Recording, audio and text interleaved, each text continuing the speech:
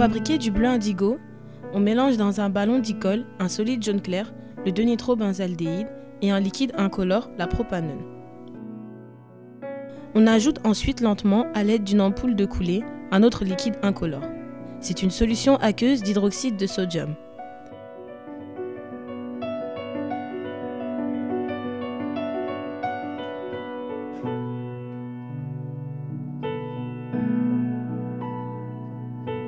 Lors de l'ajout des premières gouttes de ce liquide, la teinte du mélange fonce progressivement.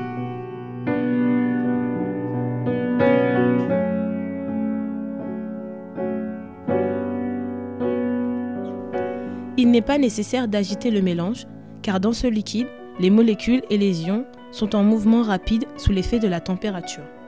C'est ce que l'on appelle l'agitation thermique.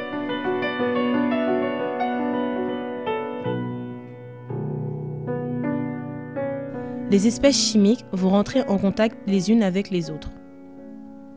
Au cours de ces chocs, des liaisons entre certains atomes sont cassées et d'autres vont se former.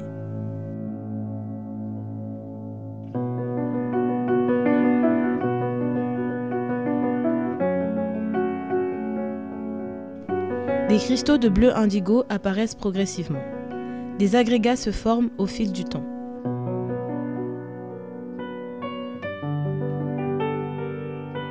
Pour augmenter la vitesse de cette transformation chimique, on chauffe le mélange réactionnel.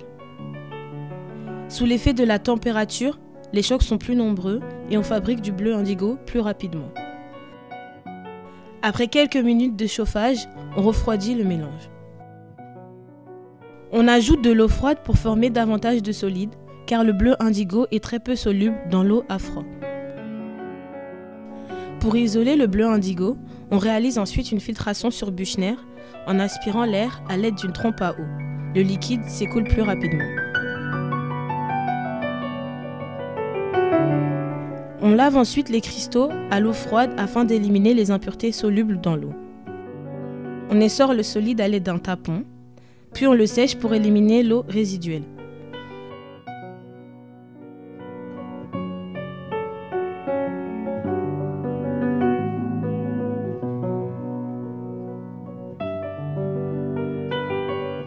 Le séchage se fait d'abord avec un papier filtre très absorbant.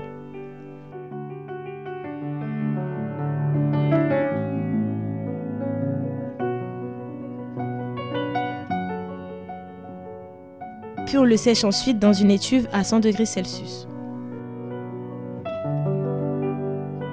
Le bleu indigo est purifié par recristallisation. On peut contrôler sa pureté par différentes techniques d'analyse physico-chimique. Le bleu indigo peut alors être utilisé comme pigment en teinture ou en peinture. Pour créer une peinture, on disperse les cristaux dans un liant, l'acrylique par exemple. On forme alors un mélange homogène à l'aide d'un mortier et d'un pilon. On peut alors déposer la peinture sur une toile de coton avec un pinceau. Vous aimez les sciences au laboratoire? Vous aimez la physique et la chimie? Alors venez en STL SPCL pour faire des sciences autrement.